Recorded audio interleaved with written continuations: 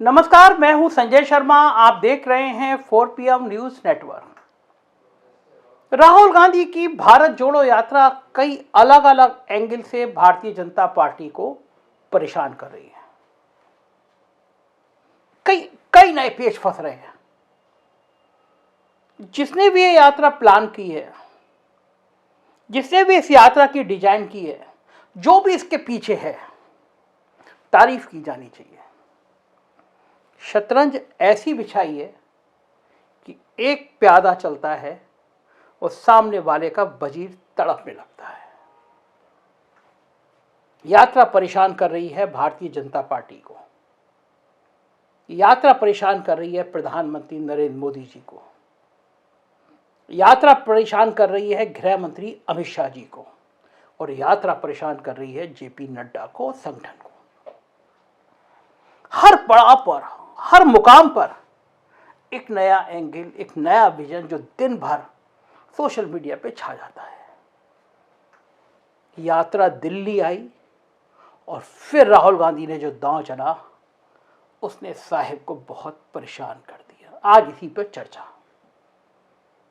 दरअसल कन्याकुमारी से शुरू हुई राहुल गांधी की यह यात्रा 107 दिनों में 9 राज्यों के 46 जिलों से होकर गुजरी है और दिल्ली के लाल किले तक पहुंचकर एक नया मुकाम हासिल कर चुकी है। इस दौरान इस यात्रा ने लगभग 3000 किलोमीटर का सफर तय किया है और अब सिर्फ 548 किलोमीटर की यात्रा बाकी है। कांग्रेस ने 150 दिनों में 3500 किलोमीटर पैदल यात्रा का टारगेट बनाया है। अभी 3 राज्यों यूपी, पंजाब और जम्मू कश्मीर से यात्रा का गुजरना बाकी है। लेकिन असली हलचल तो इस यात्रा के दिल्ली पहुंचने के बाद शुरू हुई है। खासकर तब जब राहुल गांधी ने यात्रा के विश्राम पीरियड, आराम करने के पीरियड के दूसरे दिन 26 दिसंबर को महात्मा गांधी के साथ साथ देश के कई पूर्व प्रधानमंत्रियों की समाधि पर जाकर वहां उन्हें अपनी श्रद्धांजलि अर्पित की। इसी दौर में राहुल गांधी भाजपा के संस्थापक अध्यक्ष और देश के दुनिया के जाने माने नेता अटल बिहारी वाजपेयी के समाधि स्थल सदैव अटल पर भी पहुंचे और उन्हें श्रद्धांजलि दी। याद रखिए, राहुल गांधी उन अटल जी की समाधि पर गए जो उनकी पार्टी के प्रधानमंत्री PV नरसिम्हा राव के जमाने में 1993 में पहली बार विपक्ष के नेता बनाए गए थे। सोचिए, जहां एक तरफ भारतीय जनता पार्टी ने कांग्रेसी पूर्व प्रधानमंत्रियों के खिलाफ व्हाट्सएप यूनिवर्सिटी पर झूठ की पूरी फैक्ट्री खड़ी कर दी है। यहां तक खुद प्रधानमंत्री मोदी जी खुद अपनी भाषणों में नेहरू जी के खिलाफ कई बार खुलेआम झूठ बोलते पकड़े गए हैं। वहां राहुल का वाजपेयी जी की समाधि पर पहुंचना निश्चित ही एक सुखद हवा के झोंके जैसा है। एक किस्सा मैं आपको सुनाता हूं। इस किस्से को 1980 में खुद वाजपेयी जी ने सबके सामने साझा किया था। संजय गांधी की मृत्यु की सूचना आई थी, सब परेशान थे। उसी परेशानी भरे दौर में जिस समय एक मां विक्षिप्त हो जाती है, उसी दौर में इंदिरा गांधी ने चंद्रशेखर से पूछा और कहा कि मुझे आपसे आसाम की समस्या के बारे में बात करनी है। कई दिनों से मैं मिलना चाह रही थी। लोग हैरान थे कि इस दौर में भी चंद्रशेखर से पूछना। चंद्रशेखर ही नहीं बल्कि सभी मौजूद लोग, जितने लोग थे, वाजपेयी जी हो, हेमवती नंदन बहुगुणा हो, सोमनाथ चटर्जी हो, मधु धनपटे, सब अवाक रह गए कि जिस महिला के सामने इतना बड़ा हादसा हुआ, उस समय वो विपक्ष के एक नेता से असम समस्या पर सलाह मशवरा लेने की बात पर बात कर रही थी। ये किसी के लिए भी एक चौंकाने वाली घटना से कम नहीं थी। इसी वजह से वाजपेयी ने एक छोटी विपक्षी पार्टी, बीजेपी बहुत छोटी थी, उसके अध्यक्ष होने के बावजूद सबके सामने ये घटना साझा करने से परहेज नहीं किया था।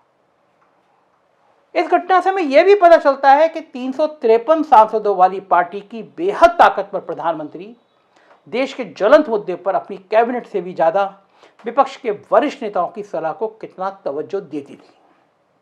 लेकिन आज की हालत देखिए, केवल 303 सांसदों के साधारण बहुमत वाली बीजेपी के प्रधानमंत्री अपने सर्वोच्च नेता वाजपेयी से शायद कुछ भी नहीं सीख पाए। आज तो विपक्ष से चर्चा की बात तो छोड़ दीजिए, विपक्ष को देशद्रोही, टुकड़े टुकड़े गैंग, ये सब कहने से भाजपा के लोग परहेज नहीं करते।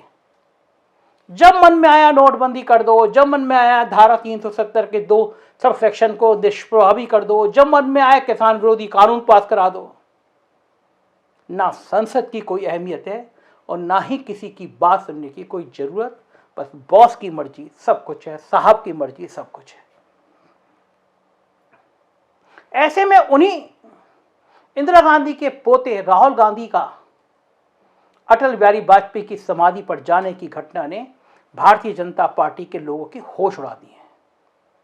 होश इसलिए उड़ा दिए हैं क्योंकि आम आदमी को अब सब कुछ समझ में आने लगा है। उसे अब हिंदू मुसलमान के बीच नफरत की बात का असली मतलब समझ में आ रहा है।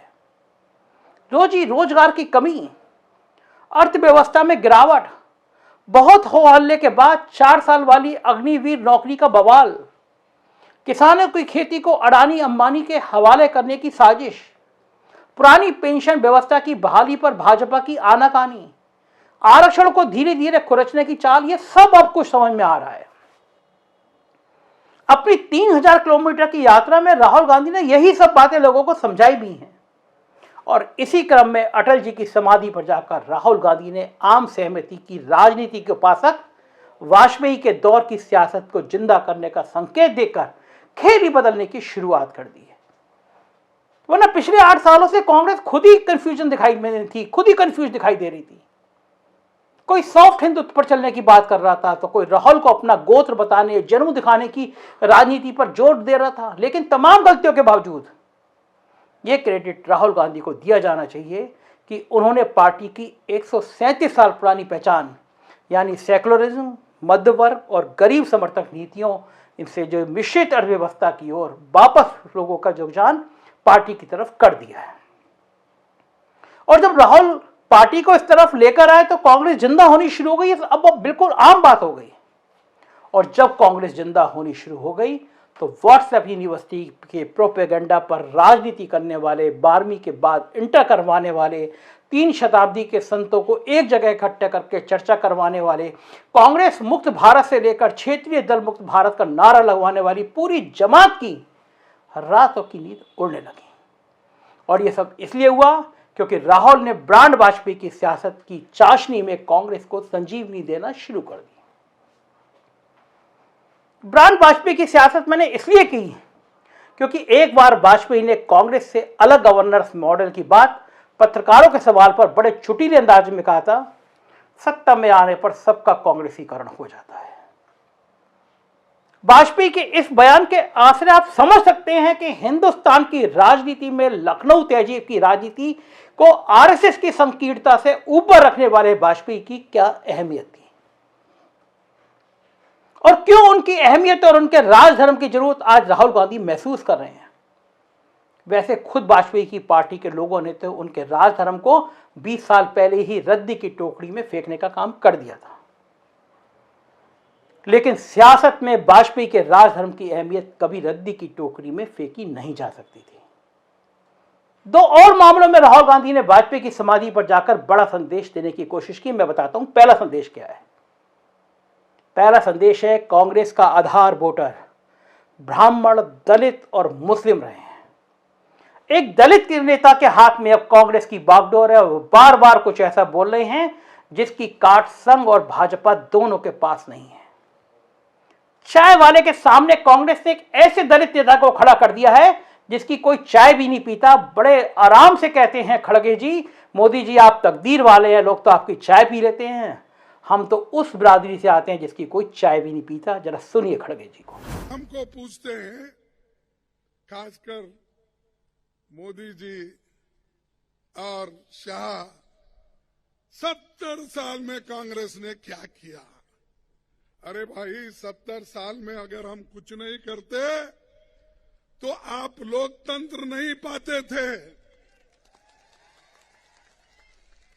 और आपके जैसा आदमी जो हमेशा क्लेम करते हैं मैं गरीब हूं, हम भी गरीब है, हम तो गरीब से गरीब है, हम तो अछूतों में आते हैं।